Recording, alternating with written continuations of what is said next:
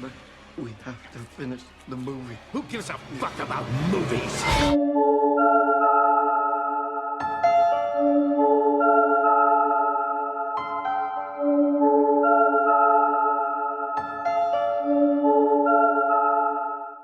Et bonsoir à toutes et à tous, mesdames, mesdemoiselles, messieurs, ici TFT, quel plaisir de vous retrouver ce soir pour une nouvelle soirée ciné de la commu.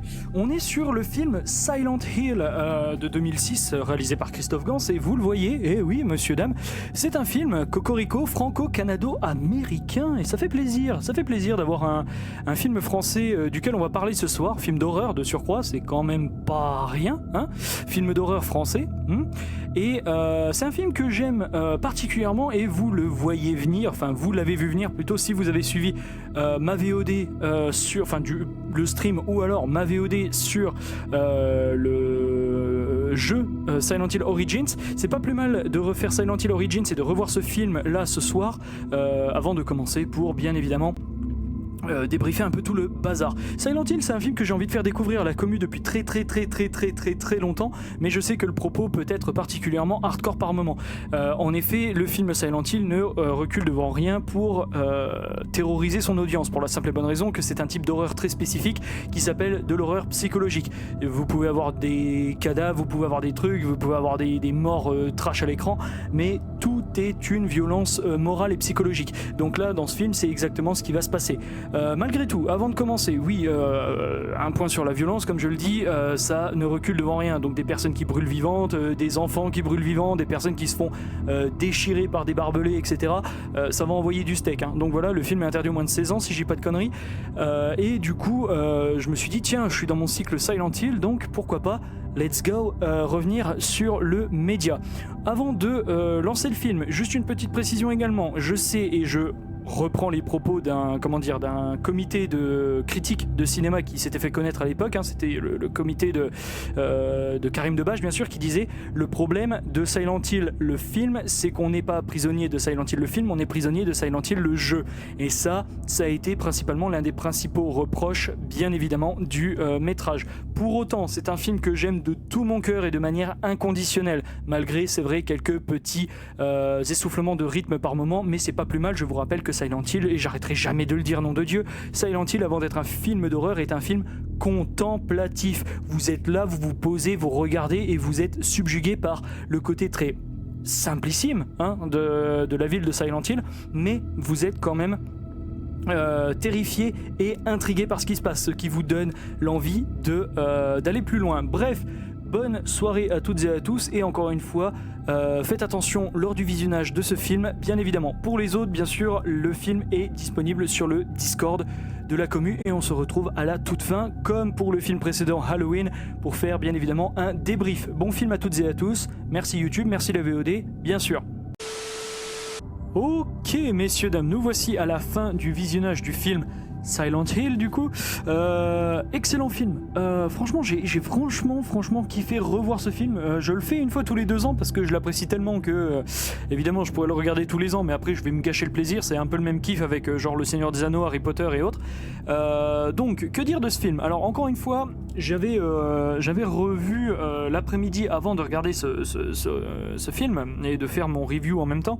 J'avais revu très rapidement sur YouTube, en skippant un certain passage, des personnes qui faisaient des long plays sur Silent Hill, Silent Hill 1 de 99, pour un petit peu me rappeler un petit peu de l'ordre dans lequel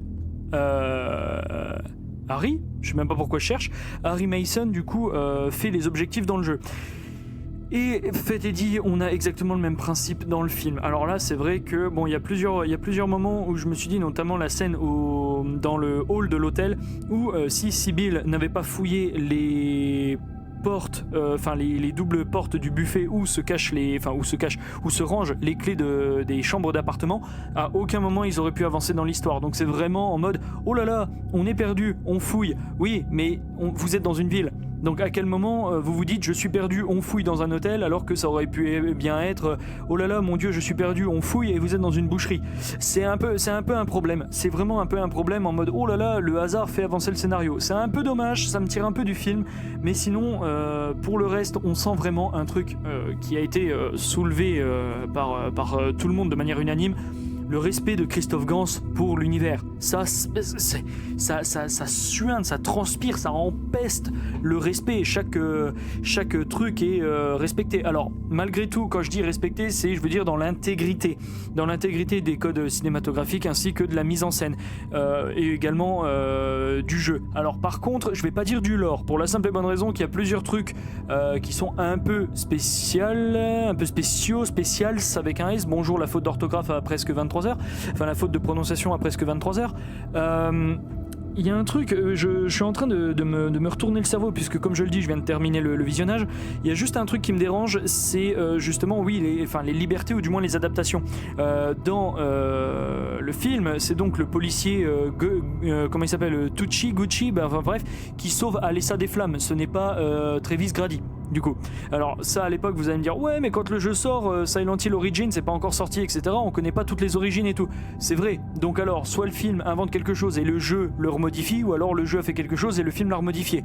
En ce qui me concerne, je m'en fous, c'est pas ça qui va changer fondamentalement le lore, mais c'est vrai que voilà, par exemple Sybil Bennett qui est un personnage qui est censé avoir beaucoup plus de développement et avoir surtout beaucoup plus d'embranchement scénaristique, là c'est juste oh là là je te suis, oh là là je te voilà, et à la fin entre guillemets je me donne en pâture pour que toi tu puisses avancer. Donc encore une fois il y a une métaphore là-dedans, je ne vais pas déblatérer là-dessus, je parle du film pur et à ma plus grande tristesse, et c'est franchement ma plus grande tristesse, je pourrais parler de ce film pendant des heures et des heures et des heures que je ne lui ferai jamais justice et honneur. Et ça c'est un gros problème parce que c'est probablement l'un de mes films préférés. Vous le savez, je suis fan inconditionnel du film, malgré encore une fois quelques petites... je vais commencer à gratter en disant attention comme ça, c'est pas comme ça, attention machin. Enfin, bref, je vais pas faire mon pet de couille pour 10 petits trucs qui m'ont dérangé.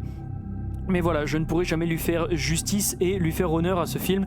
Malheureusement, malgré tout, je l'aime très fort. Ça a été très plaisant que de revoir ce film, très violent, très trash, voilà, avec beaucoup de métaphores, hein, notamment sexualité avec la scène de la sorte de placard métallique avec Pyramid Head qui transperce la porte et les cafards viennent crouler au travers des trous de la porte.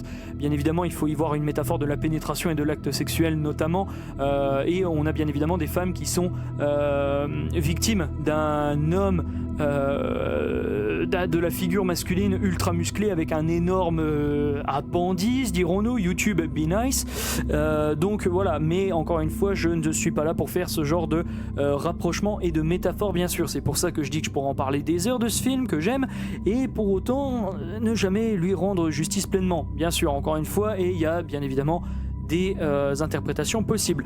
Donc pareil, au niveau du bestiaire, alors c'est là où je vais avoir un petit peu à péter les couilles parce que quand même, Pyramid Head est présent, mais là c'est pas le Pyramid Head des jeux Silent Hill, enfin des jeux Silent Hill oui, et surtout du protagoniste James Sunderland, puisque le Pyramid Head de James est quelque chose qui a une représentation propre, il est une métaphore de quelque chose. Celui du protagoniste de Homecoming, je sais plus comment il s'appelle, ça a une représentation aussi, mais voilà, peu importe. Ce que je veux dire, c'est que là par exemple les nurses, les bubble nurses, du coup les bubble nurses, les infirmières bulles, j'imagine en français si je me permets de traduire littéralement, pardon. Enfin bref, ces infirmières-là, pareil, le truc qui me dérange, c'est qu'elles ont à genre 90% la même apparence que les infirmières, les bubble nurses ou les bubble head nurses qui sont présentes dans Silent Hill 2. Donc du coup, voilà, je vais pas faire le rapprochement avec James et tout, mais ici, ça aurait été bien que... Pando, ta gueule, pardon, je parle au bot parce qu'il m'agace à chaque fois. Parce que en fait, les nurses, elles ont une représentation bien spécifique pour James Sunderland, pardon. Par contre, pour ici la mère, enfin même la famille da Silva et du coup Alessa et la mémoire sombre d'Alessa, ça aurait été bien de garder les infirmières, pourquoi pas, mais de changer leur design. Parce que là, elles ne sont pas un symbole de frustration sexuelle, mais le simple fait, et on le voit avec le fantôme de Lisa Garland dans le film, qui est très plaisant de voir Lisa Garland dans le film, avoir des infirmières avec le visage complètement écrasé ou même tordu ou même déchiqueté. C'est une excellente métaphore du voyeurisme en mode les infirmières commèrent sur les patients. Alors, je ne fais pas de parenthèse avec la vraie vie, je parle d'un monde fictif, mais ici, on le voit bien au travers de la figure de Lisa Garland. Lisa Garland ne veut pas qu'on la regarde droit dans les yeux et elle veut pas qu'on regarde son visage pour la simple et bonne raison que elle a regardé Alessa quand elle était ultra brûlée suite à son sacrifice, on va dire, foiré par les membres du culte de l'ordre de Dieu, visiblement, enfin de la déesse rouge. On ne le sait pas dans le film, mais c'est la déesse rouge, du coup, dans l'ordre de Silent Hill. Et là, Lisa Garland, du coup, a regardé Alessa quand elle était brûlée, et on a vu un regard de dégoût, et elle a fui la salle. Plus tard, du coup, quand la maman Da Silva arrive et regarde Alessa, Alessa fuit, pas Alessa, Lisa fuit, et avec un chant contre chant, en fait, donc la maman Da Silva ne voit pas le visage de Lisa Garland, mais nous on le voit, elle a les yeux crevés et en train de saigner, parce que justement Alessa et l'esprit sombre d'Alessa se sont vengés sur elle de ne pas l'avoir considérée, enfin de ne pas l'avoir aidée, tout simplement, mais plutôt avoir eu une réaction de dégoût et de rejet sur elle. Voilà. Donc voilà, excellent, pareil, comme je le disais. Bon, après oui, Pyramid Head, tout ça et tout, ils ont changé le design, tant mieux. Je m'attendais pas à voir, j'aurais gueulé aujourd'hui, maintenant que je suis vraiment hardcore fan du lore des 3 premiers Silent Hill, j'aurais vraiment gueulé de voir le Pyramid Head avec le design de celui de James Sunderland, donc le Pyramid Head rattaché uniquement à James. Si ça avait été celui-là, au niveau du design, j'aurais dit putain de merde. Là, il a plus une sorte de rôle de gardien ou même enfin je sais pas si ça se dit, mais de metteur à l'épreuve, c'est-à-dire il met à l'épreuve en mode il a coursé la maman de Sharon, qui n'est pas Cheryl du coup, dans ce film. Sharon, du coup, la mère de Sharon, et Sybil Bennett, l'agent de police pendant tout le film, mais à mon avis franchement voilà, il aurait pas forcément via cette métaphore de il n'aurait pas pu leur faire de mal. C'est encore une fois une métaphore à la con et je vais pas déblatérer 50 ans là-dessus, mais voilà, le Pyramid Head là, il voulait les choper, mais en aucun cas je pense qu'il l'aurait pu. C'est très métaphysique ce que je dis, mais il n'aurait jamais pu, voilà.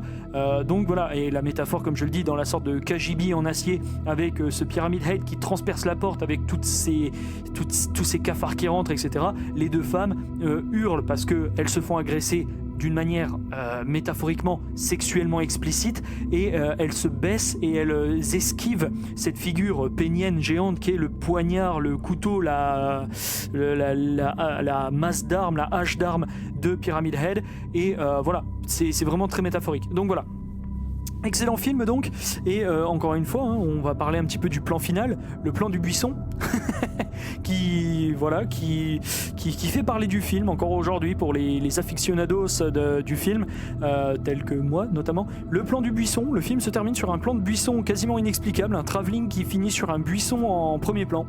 Voilà, chacun a son interprétation, j'ai la mienne, donc du coup voilà, ça permettra de vous en faire parler pour celles et ceux qui veulent parler en commentaire ou même écouter ce podcast audio, bien évidemment.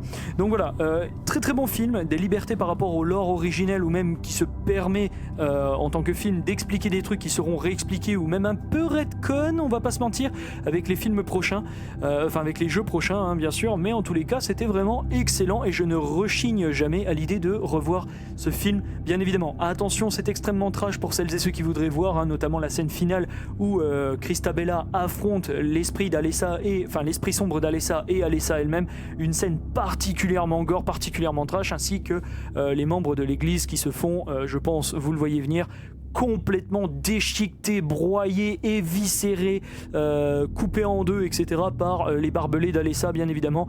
Il y en a partout, c'est dégueulasse, mais bon, on n'attend rien de moins d'un film dont le matériau originel est interdit aux moins de 18 ans, mesdames, mesdemoiselles, messieurs.